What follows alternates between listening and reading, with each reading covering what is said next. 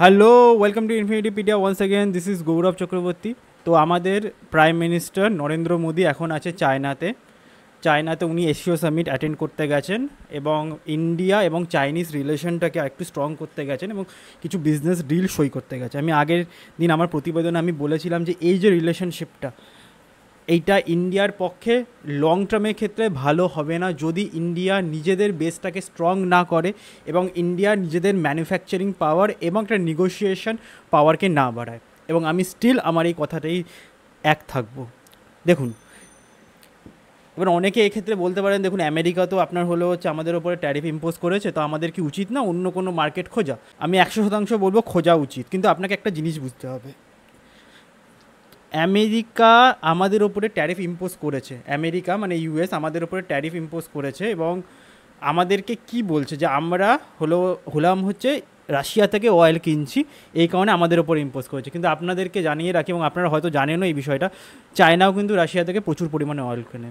চায়নার উপরে তো ট্যারিফ ইম্পোজ করেছে কিন্তু কম, কত 30% কি 25% ট্যারিফ হয়তো চায়নার উপরে ইম্পোজ হয়ে আছে।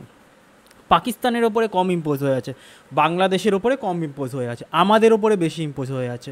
এর কারণটা কি? দেখুন, পাকিস্তান এমন একটা দেশ যে নিজেদেরকে বেচে দেবে, তো পাকিস্তানের কথা বাদ দিলাম। বাংলাদেশও এমন একটা দেশ নিজের কিছু করার ক্ষমতা নেই, ছেড়ে দিলাম আমি। কিন্তু আমরা ভারতীয়রা বা ভারতের তো একটা নেগোসিয়েশন পাওয়ার থাকা উচিত। ভারত হলো হচ্ছে ওয়ার্ল্ডের 4th আপনার হলো লার্জেস্ট ইকোনমি, বাট অবভিয়াসলি ওখানে আপনার কে শেপ রিকভারি এবং হলো হচ্ছে আপনার এক কিছু লোকের প্রচুর টাকা আছে, এবং আমি মানছি ওইখানে আপনার আলাদা অন্যান্য অপটিক্স আছে, কাজ করে। তো তা সত্ত্বেও আছে ভারত নিউক্লিয়ার পাওয়ার। এশিয়ার মধ্যে তিনটেই নিউক্লিয়ার পাওয়ার আছে, তার মধ্যে একটা হলো হচ্ছে ভারত হলো হচ্ছে পৃথিবীর সবথেকে 4টে পাওয়ারফুল আর্মির মধ্যে ভারতের কাছে একটা আর্মি আছে। তা সত্ত্বেও আমেরিকা ভারতের উপরে এরকম ট্যারিফ ইম্পোজ করেছে এবং ভারত চায়নার মতন আমেরিকাকে জবাব দিতে পারছে না। আমেরিকা কিন্তু চায়নার উপরে ট্যারিফ ইম্পোজ করেছে। চায়না বলেছিল আপনি আমাদের সাথে ট্রেড বন্ধ করবেন, ঠিক আছে, আমরা আপনাদেরকে রেয়ার আর্থ মিনারেলস দেবো না। তো ভারতের কাছে এরকম কি কোনো নেগোসিয়েশন পাওয়ার আছে? এখনও তো অবধি নেই। এবার দেখুন, এবার আমি এটা 100% মানবো যে এখন এই মুহূর্তে দাঁড়িয়ে ভারতকে কিছু একটা করতে হবে নিজেদের এই মার্কেটটাকে ধরে রাখার জন্য, বা যেই বিজনেস গ্যাপটা তৈরি হয়েছে বিকজ অফ আপনার হলো হচ্ছে আমেরিকান আপনার ট্যারিফ, তো সেইটাকে আপনাকে একটা কাউন্টার করার জন্য মার্কেট খুঁজতে হবে, এবং সেই কারণে চায়নার কাছে ঠিক আছে। কিন্তু এইখানেও একটা কথা এসে যায়, এবং আমি এথিক্সের কথা বাদও দিলাম কিছুক্ষণের জন্য, এখানেও একটা কথা এসে যায়। চায়না কি বোঝে না ভারতের কোন কোন দিকগুলো উইক আছে? ভারত কিন্তু চায়নার সাথে কিন্তু ট্রেড সারপ্লাসে নেই, ভারত চায়নার সাথে ট্রেড আপনার হলো হচ্ছে ডেফিসিটে আছে।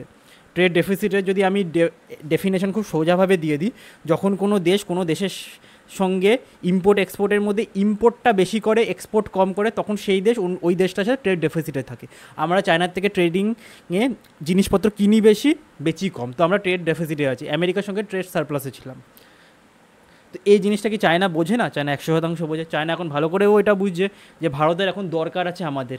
তো এই সব জিনিসে কি চায়না নিজেদের পলিসিগুলোকে বেশি করে চাপানোর চেষ্টা করবে না ভারতের ওপর? এটা হলো একটা বিষয়।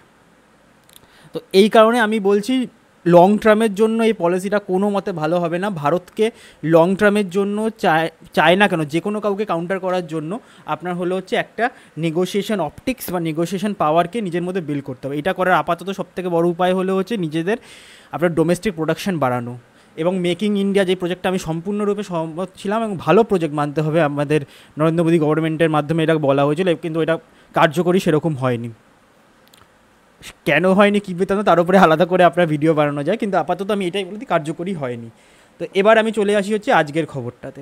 এটা তো আপনার বেসিকটা বলে দিলাম, এবার চলে আসি আজকের খবরে। দেখুন, আজকের খবর সর্বপ্রথম যদি বলি তো এটাই হলো সবথেকে ইম্পর্টেন্ট খবর। এক সেকেন্ড, এইটাই হলো সবথেকে ইম্পর্টেন্ট খবর যে আপনার হলো হচ্ছে পিএম নরেন্দ্র মোদী শি জিনপিংয়ের সাথে বুস্ট করতে যাচ্ছে India China ties with direct flight trade, আপনার হলো হচ্ছে ট্রেড অপটিক্স, ঠিক আছে, মানে আপনার হলো হচ্ছে ইন্ডিয়া চায়নার সাথে যে ট্রেড অপটিক্সটা বিগত 7 বছর এটা প্রথম আপনার হলো হচ্ছে নরেন্দ্র মোদীর আপনার হলো হচ্ছে চায়না সফর। তো এই যে চায়না ভিজিটটা করেছে আফটার 7 ইয়ার্স, তো তার মধ্যে ট্রেড অপটিক্সটাকে একটু স্ট্রং করার চেষ্টা করা হবে, এবং তার উপরে 10টা পয়েন্ট আপনার এই আর্টিকেলটায় আছে। তো যাই হোক, এই আর্টিকেলটা আমি দেখাবো না, আমি আলাদা করে পয়েন্টগুলোকে বানিয়েছি, এবং তার সঙ্গে আপনাকে এই পয়েন্টটাও বলে দিই। এই পয়েন্টটার মধ্যে কী বলছে যে পুতিন অ্যান্ড আদার লিডার্স, আপনার হলো হচ্ছে world leaders in China for summit. কোন সামিট? আপনার হলো হচ্ছে SCO summit. Sorry SCO summit, Shanghai corporation organization এই সামিটটা আপনার অ্যাটেন্ড করতে গেছে। ঠিক আছে, এবার যদি আমি বেসিক জিনিসপত্রগুলো আপনার এই ব্যাপারটায় বলে দিই কী কী হতে পারে এই সামিটটাতে। তো দেখুন, সামিটের আপনার প্রথম কথা হলো যে রাশিয়ান প্রেসিডেন্ট ভ্লাদিমির পুতিন, আপনার হলো Vladimir Putin and Indian prime minister Narendra Modi R among 20 world leaders, আপনার আরও 20 জন ওয়ার্ল্ড লিডার আপনার হলো হচ্ছে রিজিওনাল সিকিউরিটি সামিট এটাকে অ্যাটেন্ড করতে যাচ্ছে, ওইখানটায় যাচ্ছে। এবং দ্য সাংঘাই কর্পোরেশন অর্গানাইজেশন আপনার হলো হচ্ছে টেনজিং, যেটা হলো চায়নাতে অবস্থিত, এই টেনজিংয়ে এই সামিটটা হবে, সেই জায়গাটা অ্যাটেন্ড করতে গেছে। ঠিক আছে, এবার the summit is overshadowed by US imposing steep tariff on Indian goods and punishment for Delhi purchasing the Russian oil. কি বলছে আপনার হলো হচ্ছে, দেখুন এই মুহূর্তে সামিটটা হচ্ছে, কিন্তু সামিটের থেকেও সারা পৃথিবীতে ওয়ার্ল্ড মিডিয়াতে কথাবার্তা কিন্তু সামিটের হচ্ছে, অল্প স্বল্প হচ্ছে না তা না, হচ্ছে, বাট এটা বাদেও বেশিটা যেটা হচ্ছে সেটা হলো হচ্ছে আপনার ট্যারিফটাকে নিয়ে কথাবার্তা। এবার দেখুন ইনিশিয়াল স্টেজে আপনার কি সামিটে কি আলোচনা হবে, কি ট্রেড ডিল হবে, সেগুলো নিয়ে পরে আলোচনা করা যায়। আপাতত বলছি এটাকে একটা ওভারশ্যাডো করছে এই আপনার US ট্যারিফটা। ঠিক আছে, এবং তারপরে যদি বলি আপনার হলো threat of the sanction against the Putin for war on Ukraine. এটা হচ্ছে আপনার হলো এটা আপনার বলতে পারেন ইউক্রেন এবং ইউক্রেন আর রাশিয়ার ওয়ার চলছে, রাশিয়া যেহেতু আমেরিকার কথা শুনছে না, তাই এটা একটা আপনার থ্রেট হিসাবে বলা যেতে পারে। The meeting between Modi and Chinese president Xi Jinping is seen as a way to improve, আপনার কি ইমপ্রুভ করার চেষ্টা করছে relation between two countries and a strong optics set করার চেষ্টা করছে। ঠিক আছে, এই হলো হচ্ছে এই জিনিসটার বেসিক জিনিস। In a face of US tariff, Modi's visit is his first China after 7 years, এটা হলো ফার্স্ট চায়না ভিজিট মোদিজির। তারপর হলো হচ্ছে টু লিডার্স হ্যাভ স্ট্রেসড, আপনার স্ট্রেস দিয়েছে কিসের ওপরে দিয়েছে, যে ট্রেসটা দিয়েছে সেটা দিয়েছে যে ইন্ডিয়া চায়না পার্টনারশিপের। এবার এই জায়গাটায় না আমার একটা ঘটকা আছে, যেটা আমি বলছি আপনাকে একটু পরে। And should not late borders issue, যে আপনার বর্ডার ইস্যুটা চলছে আপনার ওইদিকে, আপনার গালওয়ান ইস্যুটা হলো, তারপরে আপনার হলো হচ্ছে ফিঙ্গার 4 নিয়েও একটা সমস্যা ছিল ওইদিকে।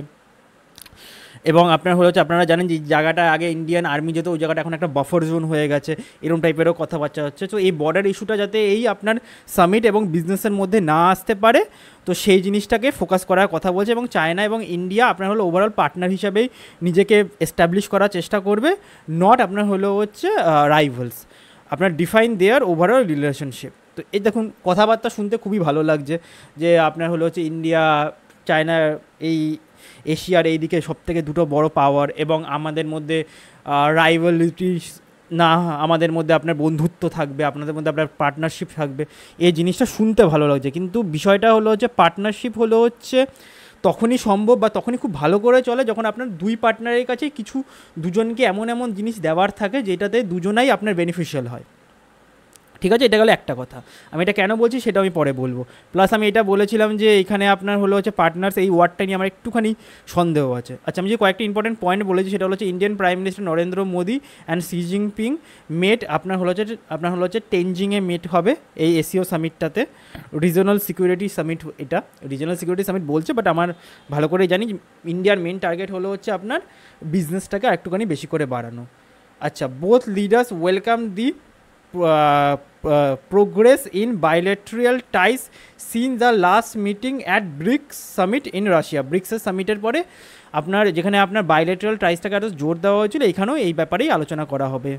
মোদি অ্যান্ড আপনার হলো হচ্ছে Jinping agreed that their two countries are partners not rivals and that their আপনার হলো হচ্ছে differences should not escalate into আপনার হলো একটা ডিসপুটের মধ্যে যাতে পরিণত না হয় সেই দিকে দেখাশোনা করা হবে, এটাই বলছে। আমার মনে হয় এই কটাই পয়েন্ট এই মুহূর্তে দাঁড়িয়ে আমার খেয়ালে ইম্পর্টেন্ট, কারণ ওভারঅল আপনার হলো হচ্ছে এই পুরো আর্টিকেলটা এইগুলোই বলা হয়েছে। এবার আমি চলে আসি এই যে পার্টনার ওয়ার্ডটা আমি বললাম, যে এই পার্টনার ওয়ার্ডটা আমার কেন একটুখানি ডাউটফুল মনে হচ্ছে। দেখুন, যেটা আমি আগেই বললাম যে পার্টনারের মধ্যে আপনার হলো হচ্ছে দুই পার্টনারের মধ্যে এমন কিছু জিনিস থাকা উচিত যেটা একে অপরের খুব দরকার। এই ক্ষেত্রে আপনার হলো হচ্ছে ইন্ডিয়া মানে কিছু বলার নেই আমার, কারণ এটাই বাস্তব, ইন্ডিয়া পিছিয়ে আছে। ইন্ডিয়া চায়নার সাথে ট্রেড ডেফিসিটে আছে, ইন্ডিয়া চায়নার থেকে জিনিসপত্র কেনে। একটা ট্রেড আপনার হলো হচ্ছে ওভারঅল ফাইন্যান্সিয়াল ট্রেড ইয়ারে আপনার দেখা গেছিলো হচ্ছে 118 কি 20 বিলিয়ন ডলারে আপনার টোটাল ট্রেড হয়ে যায় চায়না ইন্ডিয়ার মধ্যে, এবং তার মধ্যে 100 বিলিয়ন ডলার আমরা মানে ইন্ডিয়া আপনার ইম্পোর্ট করেছি, এবং মাত্র 18 না 20 বিলিয়ন ডলার আমরা এক্সপোর্ট করেছি। মানে আমরা সম্পূর্ণরূপে বা একটা বলা যায় একটা অনেকটা বিশাল আপনার বড় মাপেই আমরা চায়নার উপরে নির্ভরশীল। চায়না এই কথাটা কি জানে না? চায়না অবশ্যই এই কথাটা জানে। চায়না কি এই কথাটা জানে না? এই মুহূর্তে ভারত যেহেতু আমেরিকান ট্যারিফের জন্য আপনার হলো হচ্ছে অনেকটা আপনার পিছিয়ে গেছে, বা আমেরিকান ট্যারিফের জন্য আপনার এই মুহূর্তে ভার্নারেবল, তো এই ভার্নারেবল পয়েন্টটাতে কি চায়না নিজেদের কিছু পয়েন্টকে ইম্পোজ করার চেষ্টা করবে না? কারণ চাইনিজ মার্কেট বড় মার্কেট, এবং ভারত চেষ্টা করে চাইনিজ মার্কেটটাকে কিছুটা গ্র্যাব করার। এবার বিষয় হলো হচ্ছে কীরকম ট্রেড ডিল হবে সেটাও দেখার বিষয়, কিন্তু এই মুহূর্তে দাঁড়িয়ে আমার যা মনে হচ্ছে চায়না কিন্তু নিজেদের দিকটাকে বেশি করে কিছু এমন একটা বলার চেষ্টা করবে বা এমন কিছু পয়েন্ট রাখার চেষ্টা করবে যেটা হলো হচ্ছে চায়নার পক্ষে যায়, এবং চায়না চাইবে যাতে, যেহেতু এটা একটা স্ট্রেস মুভমেন্ট, তো এই মুহূর্তে ভারতকে একটু স্ট্রেস সৃষ্টি করে এবং আরও ভারতের থেকে বেনিফিট বেশি নেওয়ার, ভারতকে বেনিফিট কম দেওয়ার। তো এই দিকটাকে ভারতকে দেখতে হবে, এবং ভারতের যে ফরেন ডেলিগেটস থাকবে বা যে বিজনেস ডেলিগেটস থাকবে তাদেরকে দেখতে হবে যে এই জিনিসটাকে কীরকম করে ডিল করে। তাছাড়া আমরা শোনা যাচ্ছে যে ভারত সরকার এই মুহূর্তে দাঁড়িয়ে 200টা আরও অন্যান্য কান্ট্রিতে, প্রায় 200টা কান্ট্রিতে আউটসোর্স করার চেষ্টা করছে বিভিন্ন আমাদের সার্ভিস এবং গুডস। কিন্তু একটা জিনিস আমি বলে দিচ্ছি যে যেহেতু এই আমেরিকান ট্যারিফ বা আপনার হলো হচ্ছে ইউএস ট্যারিফটা আমাদের উপরে লেগে গেছে, এবং আউটসোর্স করা হবে, আপনার বিজনেস এস্টাবলিশ করা হবে, সব ঠিক আছে, কিন্তু ওইটা তো একটা লং টার্ম প্রসেস এবং টাইম লাগবে। ততক্ষণে যে আপনার গ্যাপিংটা সৃষ্টি হয়ে গেছে, ট্যারিফ তো ইম্পোজ ফট করে হয়ে গেছে, ততক্ষণে যে গ্যাপিংটা সৃষ্টি হয়ে গেছে তার মধ্যে কিন্তু লোকেদের প্রবলেম হবে। আর সেটা আপনাকে বুঝতে গেলে বেশি কিছু করার দরকার নেই, শেয়ার মার্কেটটা ওপেন করে দেখুন। শেয়ার মার্কেট কখনো মিথ্যা বলে না। আপনার সারা পৃথিবীতে সবাই মিথ্যা বলতে পারে, শেয়ার মার্কেট কখনো মিথ্যা হয় না, কারণ শেয়ার মার্কেট সেন্টিমেন্টসের ওপর কাজ করে। ভারতের আপনার হলো হচ্ছে জুয়েলারি সেক্টর আর হলো হচ্ছে টেক্সটাইল সেক্টর, এই দুটো খুব বেশি করে এফেক্ট হয়ে যায় 50% ট্যারিফের জন্য। এই 50% ট্যারিফের জন্য এই দুটো আপনার সেক্টর খুব বেশি এফেক্ট হয়েছে, এবং ভারত চেষ্টা করছে যাতে এই দুটো সেক্টরের আপনার হলো হচ্ছে জিনিসপত্রগুলো অন্যান্য জায়গায় অন্যান্য মার্কেটে সেল করা যায়, এবং আমি মনে করি এটা ভালো জিনিস। কিন্তু এটা ভারতকে বোঝা উচিত ছিল যে শুধু আমেরিকার উপরে রিলাই করে থাকাটা উচিত ছিল না। ভারতকে অন্যান্য কান্ট্রিজগুলোকে আগে থেকেই নিজেদের এই সেটিং বা আগে থেকেই নিজেদের এই জিনিসপত্রগুলোকে সেট করে নেওয়া উচিত ছিল। ভারতকে নিজেদের ম্যানুফ্যাকচারিং আগে থেকে বাড়ানো আরও উচিত ছিল, যেটা ভারত করেনি। এখন চেষ্টা করছে, বাট টাইম তো লাগবে, ততদিন কি হবে। তো এই একটা লং টার্ম ভিশন রাখো, চায়নার থেকে আমাদের শেখা উচিত। হ্যাঁ, আমি আবার বলছি চায়না থেকে আমাদের শেখা উচিত। চায়না সেই আপনার 90-80 দশক থেকে তাদের ম্যানুফ্যাকচারিং বানিয়েছে। এখন চায়নার সিটিসগুলো দেখুন, চায়না এখন রোবোটিক্সের ওপর কাজ করছে, চায়না এখন এআই টেকনোলজির ওপর কাজ করছে। চায়নার কাছে আমেরিকাকে অল্টার করার মতন অনেক জিনিস আছে, ভারতের কাছে সেরকম কিছু নেই। এইটাই হলো হচ্ছে আমাদের প্রবলেম।